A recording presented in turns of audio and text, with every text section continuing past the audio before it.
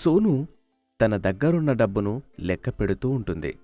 అప్పుడే తన కూతురు అక్కడికి వచ్చి, ఏంటమ్మా డబ్బులు లెక్క పెడుతున్నావు? దేనికోసం? నాకు నగలు కొనిపిస్తావా ఏంటి? అన్నీ కనిపెడతాను కాని డబ్బులు లెక్కపెట్టు, ఎంత ఉన్నాయో. కానీ ఇప్పుడిదంతా ఎందుకు చెప్పమ్మా?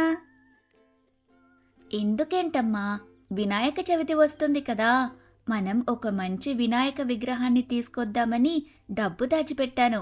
ఈసారి మన ఇంట్లో వినాయకుడి ఉత్సవం బాగా జరపాలి. అమ్మా, అయితే డబ్బు మొత్తం నాకివ్వు. నేను సంతలోకి వెళ్ళి వినాయకుని విగ్రహం తీసుకొని వస్తాను. అందుకు తల్లి సరే అని డబ్బు మొత్తాన్ని తన చేతిలో పెడుతుంది. తను చాలా సంతోషంగా అలా ఆకాశంలోకి ఎగురుతుంది. తను అలా వెళ్తున్న సమయంలో సింబా అనే ఒక గద్ద ఎదురై తనని అడ్డుకొని తన దగ్గరున్న డబ్బు మొత్తం తీసుకొని వెళ్ళిపోతుంది. సోను బిడ్డ ఏడుస్తూ, దయచేసి దాన్ని మాకు ఇవ్వండి. మేము వినాయక చవితి జరపడానికని దాచిన డబ్బు దయచేసి ఇవ్వండి అంటూ ఏడుస్తూ ఉన్నా కనికరం లేకుండా అక్కడి నుంచి ఈ గద్ద వెళ్ళిపోతుంది. సోను బిడ్డ ఏడుస్తూ, ఇంటికి వెళ్తే అమ్మకు నేనేమని సమాధానం చెప్పాలి? డబ్బులు పోయాయంటే అమ్మ నన్ను తిడుతుంది, కొడుతుందేమో. నాకు చాలా భయంగా ఉంది అని చాలా దిగాలుగా ఏడుస్తూ ఉంటుంది. అప్పుడే మోహి అని కాకి అటుగా వెళ్తూ తనని చూస్తుంది. తాను తన దగ్గరికి వచ్చి, పాపా, ఎవరు నువ్వు? ఎందుకలా ఏడుస్తున్నావు? ఆ మాటలు విని సోను బిడ్డ, మా అమ్మ నన్ను సంతకు వెళ్ళి వినాయకుని విగ్రహం తీసుకురమ్మని చెప్పింది. కానీ నా దగ్గరున్న డబ్బు ఎవరో దొంగతనం చేశారు. ఇప్పుడు నేను ఇలా ఇంటికి వెళ్తే మా అమ్మ నన్ను ఖచ్చితంగా తిడుతుంది, లేదంటే కొడుతుందేమో కూడా. నాకేం చేయాలో అర్థం కావటం లేదు. ఆ మాటలు వినగానే మోహి తన మనసులో, ఇది ఖచ్చితంగా సింబ పని అయి ఉంటుంది. పాపం, ఇప్పుడు తనకు నేనేం చేయగలను? అని ఆలోచిస్తూ ఉండగా తనకి సారా గుర్తుకు వస్తుంది. పాప, నువ్వు బాధపడకు, నాతో పాటు వస్తావా? అని తనతో పాటు తీసుకెళ్తుంది. తను సరాసరి సారా దగ్గరికి వెళ్ళి సారాతో జరిగిన విషయం చెబుతుంది. ఆ మాటలు విని తను చాలా బాధపడుతూ, అయితే ఇప్పుడు మనం ఏం చేయాలని ఇక్కడికి తీసుకొచ్చావు? అని ప్రశ్నిస్తుంది. ఆ బిడ్డని సరిగ్గా పరీక్షించు. తను అచ్చం మన స్నేహితురాలు సోనులాగే ఉంది. ఖచ్చితంగా తిను సోను బిడ్డే అనుకుంటా కదా? సారా తన వైపు అలా చూసి, అవును, కానీ దానికిప్పుడు మనమేం చెయ్యాలి? అని అంటుంది. మన స్నేహితులందరినీ పిలువు. మనమే స్వయంగా ఒక వినాయక విగ్రహాన్ని తయారు చేసి ఈ బిడ్డకు బహుమతిగా ఇద్దాం. అప్పుడు తన ఆనందంగా ఉంటుంది, తన తల్లి ఆనందంగా ఉంటుంది. అందుకు సారా సరే అని అంటుంది. చుట్టుపక్కల ఉన్న తన స్నేహితులందరికీ పిలుస్తుంది. వాళ్ళందరికీ జరిగిన విషయం చెప్పడంతో వాళ్ళు సరే అని మన ప్రయత్నం చేద్దామని అంటారు. అందరూ ఆకాశం వైపు చూసి ఇలా మనసులో అనుకుంటారు. మనసులో పక్షుడు, అయ్యా గణపయ్య, మొదటిసారి నీ రూపాన్ని చెక్కాలి అని అనుకుంటున్నాము. మేము అనుకున్న ప్రయత్నం విజయవంతం చేయి స్వామి అంటూ నమస్కారం చేసి పని మొదలు పెడతారు. విగ్రహం తయారు చేయడానికి కావలసిన మట్టి మొత్తాన్ని సేకరిస్తారు. ఇక కొన్ని కర్రలు ఏర్పాటు చేసుకొని మొదలు పెడతారు. వారు సాయంత్రం వరకే కష్టపడి అందమైన వినాయక విగ్రహాన్ని మట్టితో తయారు చేస్తారు. దాన్ని చూసి వాళ్ళందరూ చాలా సంతోషపడతారు. మనం ఊహించినంత గొప్పగా భలేగా వచ్చింది. దానిని చూసి సోను బిడ్డ, చాలా అద్భుతంగా ఉంది గణపతి విగ్రహం. ఈ విగ్రహాన్ని నేను ఇప్పుడే తీసుకువెళ్ళమంటారా? ఈ ఒక్కరోజు ఆగాలి. నువ్వు ఒక పని చెయ్యి. మీ అమ్మ దగ్గరికి వెళ్ళి డబ్బులిచ్చే వచ్చాను, రేపు విగ్రహం ఇస్తానని చెప్పు. రేపు విగ్రహం ఇస్తారని చెప్పు. రేపటిలోపు ఈ విగ్రహం చాలా అందంగా ఉంటుంది. అందుకు తను సరే అంటుంది. తను సరాసరి ఇంటికి వెళ్తుంది. ఇంటి దగ్గర తన తల్లితో పక్షులేవైతే చెప్పిందో అదే చెప్తుంది. ఆ మాటలు విన్న తల్లి, అది సరే, పొద్దుననగా వెళ్ళి ఇప్పటిదాకా ఎందుకు ఆలస్యం చేశావు? అసలెక్కడికి వెళ్ళావు? నేను స్నేహితులతో ఆడుకుంటున్నానమ్మా, అందుకే ఆలస్యమైంది. అందుకు సోను సరే అని అంటుంది. ఇంకా తనకు కావలసిన భోజనం వడ్డించి తనని తినమని చెప్తుంది. సోను బిడ్డ తిన్న తర్వాత విశ్రాంతి తీసుకుంటుంది. ఆ రోజు గడిచిపోతుంది. ఆ మరుసటి రోజు ఉదయం సోను బిడ్డ తల్లికి కూడా చెప్పకుండా హడావిడిగా మోహిత్ దగ్గరికి వెళ్తుంది.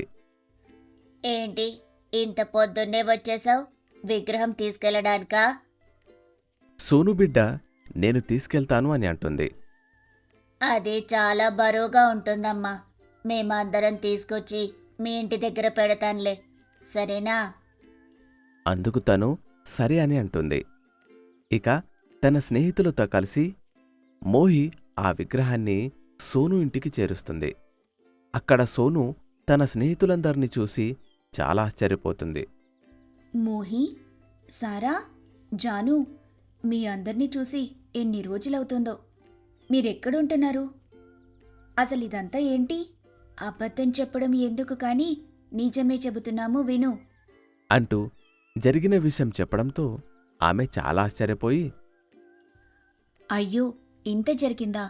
నా బిడ్డ పాపం ఈ విషయం నాకు చెప్పడానికి ఎంత భయపడిందో. అయినా నేనేమంటాను, తనేమన్నా కావాలని చేయలేదు కదా, అదలా జరిగిపోయిందంతే. అన్నట్టుగా మిత్రులారా, మీరు ఈ అడవిలోనే ఉంటున్నారా? అవును మిత్రమా, నీకు వివాహమైన తర్వాత నువ్వు వేరే చోటుకు వెళ్ళిపోయావు కదా, మరి ఇక్కడికెప్పుడొచ్చారు? నా భర్తకి ఇప్పుడు నేను దూరంగా ఉంటున్నాను, అందుకే ఇక్కడికొచ్చాను. మీరందరూ ఇక్కడే ఉంటున్న సంగతి నాకు నిజంగా తెలియలేదు. అని అంటుంది. పాత స్నేహితులందరూ కలిసి చక్కగా మాట్లాడుకున్న తర్వాత సంతోషంగా ఎవరి దారిన వాళ్ళు వెళ్ళిపోతారు. చూడమ్మా, ఏ విషయం జరిగినా నువ్వు నాతో చెప్పొచ్చు. నీకు ఎలాంటి భయం ఉండొద్దు. అలా భయపడి మనసులో పెట్టుకోవాల్సిన అవసరం కూడా లేదు. అందుకు సోను బిడ్డ సరే అని అంటుంది. కొంత సమయం తర్వాత సోను, చూడమ్మా, రేపే కదా పండగ. వినాయకుడికి కావాల్సిన పత్రిక అన్నీ కూడా నువ్వు సేకరించి తీసుకురా. చుట్టుపక్కలున్న నా స్నేహితులందరినీ పండక్కి మన ఇంటికి రమ్మని ఆహ్వానం పలుకుతాను. అందుకు తను సరే అంటుంది. సోను ప్రతి ఇంటికి వెళ్ళి తన ఇంట్లో వినాయక చవితి వేడుకలు జరుగుతున్నాయని తప్పకుండా రావాలని అంటూ మిత్రులందరికీ చెప్తుంది. మిత్రులందరూ కూడా తప్పకుండా వస్తాము అని అంటారు.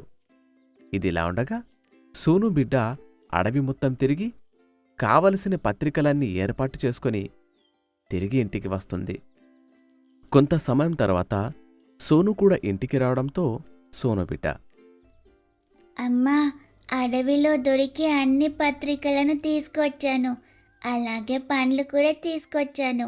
ఇవి సరిపోతాయా అమ్మా? సరిపోతాయమ్మా. రేపు ఉదయాన్నే నిద్రలేచి వినాయకుడిని ప్రతిష్ఠించి ఆయనకు ఇష్టమైన వంటలు చేసి పూజ మొదలు పెడదామే. అందుకు బిడ్డ సరే అని అంటుంది. ఆ మరుసటి రోజు ఉదయం తల్లి కూతుర్లు ఇద్దరూ నిద్రలేచి నదిలో స్నానం చేసి ఇక వంటలు చేయడం మొదలు పెడతారు. పులిహోర, పొంగలి, దద్దోజనం, కుడుములు, ఉండ్రాళ్ళు అన్నీ తయారు చేసి మిత్రుల కోసం ఎదురు చూస్తూ ఉంటారు. కొంత సమయానికి మిత్రులందరూ చేరుకుంటారు. అందరూ సమయానికొచ్చారే, ఇక మనం పూజ మొదలు పెడదాం అని చెప్పి పూజలు మొదలు పెడుతుంది. అందరూ కూడా పాటలు పాడటం, మంత్రాలు చదవటం, భజనలు చేయడం మొదలు పెడతారు. అలా అందరూ కూడా వినాయకుణ్ణి పూజిస్తూ ఉంటారు. చాలా సమయం తర్వాత పూజ పూర్తవుతుంది. మిత్రులారా, పిలిచిన వెంటనే కాదు అనకుండా మా ఇంటికొచ్చి ఈ పూజని ఘన విజయం పొందేలాగా చేశారు. ఆ వినాయకుని కృప ఆశీస్సులు మీకు ఎల్లప్పుడూ ఉంటాయి. ఖచ్చితంగా అందరికీ ఉంటాయి మిత్రమా. మనం ఎంతో ఇష్టపడి వినాయక విగ్రహాన్ని తయారు చేశాం. ఇంత గొప్పగా తయారు చేయడానికి ఆయన ఆశీస్సులే కారణం.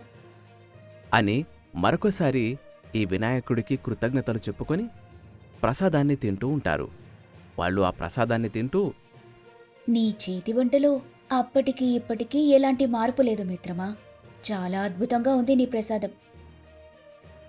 ఇంటికి కూడా తీసుకెళ్ళండి. అందరి కోసం తయారు చేశాను. నేనే బాక్స్లో పెట్టిస్తాను. ఆగండి. అని లోపలికి వెళ్ళి కొన్ని బాక్సులు తీసుకువచ్చి అందరికీ అక్కడున్న పదార్థాలు సర్ది వాళ్ళకి అందజేస్తుంది. వాళ్ళు సంతోషంగా అక్కడ్నుంచి దాన్ని తీసుకొని వెళ్తారు.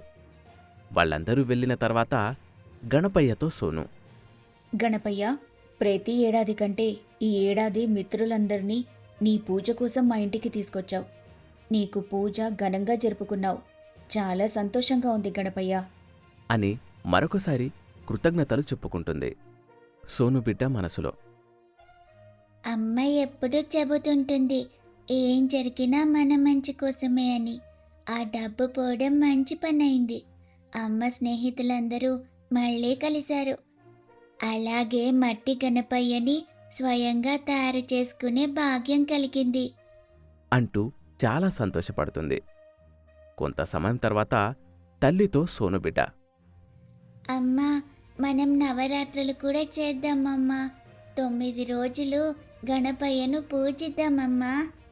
అందుకు సోను సరే అని చెప్తుంది. ఆ తర్వాత రోజు నుంచి పక్షులన్నీ కలిసి పూజ చేస్తూ ఉంటాయి. అప్పుడే ప్రభాని ఒక ముసలి గ్రద్ద అక్కడికి వస్తుంది. ఆమె గణపయ్యతో, గణపయ్య, నా కొడుక్కి గత 2 రోజుల నుంచి అస్సలు ఆరోగ్యం బాగోలేదు. వాడికేమన్నా అయితే నా ప్రాణం విలవిల్లాడిపోతుంది. నువ్వే కాపాడు స్వామి. అని అనుకుంటూ ప్రార్థన చేస్తుంది. దాన్ని గమనించిన మోహి తన మనసులో, తను ఖచ్చితంగా సింబా వాళ్ళమ్మే. ఏంటి ఇక్కడికొచ్చింది? అని ఆమె దగ్గరికి వెళ్ళి ఆరా తీస్తుంది. అప్పుడామె తన కొడుకు ఆరోగ్యం బాగాలేదని చెప్పడంతో, అన్యాయాలు చేసేవాళ్ళని భగవంతుడు చూస్తూ ఊరుకోడు కదా, అందుకే ఇలా జరిగింది. పసిబిడ్డ దగ్గర డబ్బులు తీసుకుని వెళ్ళిపోయాడు నీ కొడుకు. ఆ డబ్బులు గణపయ్య విగ్రహానికి చెందాల్సిన డబ్బులు. అంటూ జరిగిన విషయం చెప్తుంది. ఆ మాటలు విన్న తల్లి బాధపడుతూ, అమ్మా, నాకు ఈ విషయాలేవీ తెలియవు. వాడు చేసిన తప్పుకి నేను క్షమాపణ కోరుతున్నాను. దయచేసి మీరందరూ గణపయ్యను ప్రార్థించి వాడు ఆరోగ్యంగా ఉండేలా వేడుకోండి. మేమెందుకు వేడుకోవాలి? తప్పు చేసిన వాడికి శిక్ష పడిందని అందరం సంతోషపడతాం. అని ఇష్టం వచ్చినట్టుగా మాట్లాడుతూ ఉంటారు. ఆ మాటలకి ఆ తల్లి బాధపడుతూ అక్కడ్నుంచి వెళ్ళబోతుండగా, ఒక్క నిమిషం ఆగమ్మా. తన బిడ్డ చేసిన తప్పుకి ఆ తల్లినలా మాట్లాడటం సరైన పద్ధతి కాదు. అది భగవంతుడికి అస్సలు ఇష్టముండదు. చూడండి, మీ అబ్బాయిని భగవంతుని క్షమాపణ కోరమని చెప్పండి. అతని ఆరోగ్యం వెంటనే కుదుటపడుతుంది. తను మంచం మీద నుంచి కదలట్లేదు. తను ఇక్కడికి తీసుకురావాలి. నాకు కొంచెం ఎవరైనా సహాయం చేస్తారా? భగవంతుడు ఎక్కడైనా ఉంటాడు. ఇక్కడికి రావాల్సిన అవసరం ఏమీ లేదు కదా. నిజమే తల్లి, కానీ వాడు ఇక్కడికి వచ్చి భగవంతునికి మీకు ఇద్దరికి క్షమాపణ కోరి పూజలో పాల్గొంటాడు కదా, అందుకే అలా అన్నాను. అందుకు పక్షులన్నీ కూడా ఆమెకు సహాయం చేయడానికి సిద్ధమవుతాయి. ఇక వాళ్ళందరూ సింబా ఇంటికి వెళ్తారు. సింబతో మాట్లాడుతూ ఉంటారు. ఒరే, నువ్వు చేసిన పాపాలే ఇప్పుడు నువ్వు అనుభవిస్తున్నావు. నువ్వు చేసిన తప్పు ఎన్నటికీ ఆ భగవంతుడిని క్షమాపణ కోరుకొని, అలాగే ఆ పాప వాళ్ళ కుటుంబానికి క్షమాపణ కోరుకో. అందుకు తను ఏడుస్తూ, తప్పకుండా చేస్తానమ్మా అని అనడంతో ఇక ఆ పక్షులన్నీ కూడా అతన్ని మంచాన్ని పట్టుకొని గాల్లో ఎగురుతూ గణపయ్య దగ్గరకు తీసుకొస్తారు. అక్కడ అతను ఏడుస్తూ గణపయ్యతో, గణపయ్య, నన్ను క్షమించు. నేను చాలా పొరపాట్లు చేశాను. తెలుసో తెలియకో తప్పు చేశాను. నన్ను క్షమించి నేను నవరాత్రుల్లో పాల్గొనేలాగా చెయ్యి స్వామి అని వేడుకుంటాడు. అక్కడ ఉన్న పాపకి సోనికి కూడా క్షమాపణ కోరుకుంటాడు. ఇక అందరూ కూడా భజనలు చేస్తూ ఉన్న సమయంలో అతను కూడా భజన చేయడం మొదలుపెడతాడు. అతని ఆరోగ్యమంతా కుదుటపడుతుంది. దానిని చూసి అందరూ ఆశ్చర్యపోయి గణేష్ మహారాజ్కి జై అంటూ జేజేలు పలుకుతారు. అలా ప్రతిరోజు కూడా వాళ్ళు పూజలు చేస్తూ ఉంటారు. నవరాత్రులు పూర్తవుతాయి. అప్పుడు సింబా గణపయ్యను మోస్తూ గణపతి బొప్ప మోరియా, ఆధా లడ్డు ఖాలియా, జై బోలో గణేష్ మహారాజ్కి జై అంటూ జేజేలు పలుకుతూ నిమజ్జనానికి సిద్ధమవుతారు. ఇక అక్కడ ఉన్న వాళ్ళందరూ గణపయ్యని ఒకరి తర్వాత ఒకరు మోస్తూ జై బోలో మహారాజ్కి అంటూ జేజేలు పలుకుతూ అక్కడే ఉన్న నదిలో నిమజ్జనాన్ని పూర్తి చేస్తారు. ఇక నిమజ్జనం పూర్తయిన తర్వాత గణపయ్య స్వరం వినబడుతుంది. గణపయ్య స్వరం: మీరందరూ నా నవరాత్రులను బాగా జరిపారు, మీకంతా శుభాలు జరుగుతాయి అని అంటాడు. ఆ మాటలు విని పక్షులు మరింత సంతోషపడతాయి.